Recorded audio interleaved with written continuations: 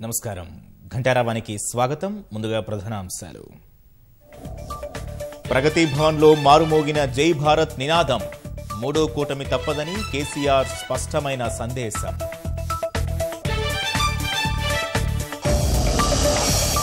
కేసీఆర్ తృతీయ ఫ్రంట్ ప్రతిపాదనకు జాతీయ స్థాయిలో మద్దతు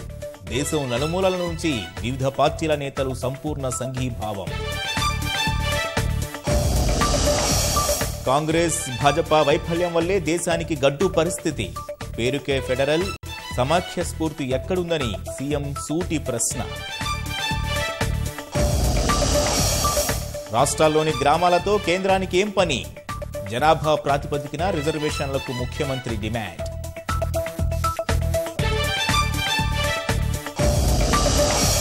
తృతీయ ఫ్రంట్కి కేసీఆరే సమర్థమైన నాయకుడు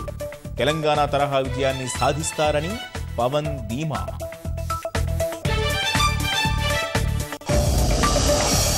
తెలుగువారెక్కడున్నా పరస్పర సహకారం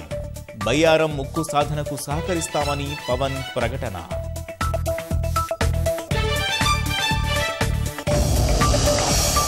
నిజామాబాద్ జిల్లా బోధన్లో కాంగ్రెస్ ప్రజా చైతన్య యాత్ర ప్రభుత్వ వైఫల్యాలను ఎండగట్టాలని నాయకుల ఉద్బోధ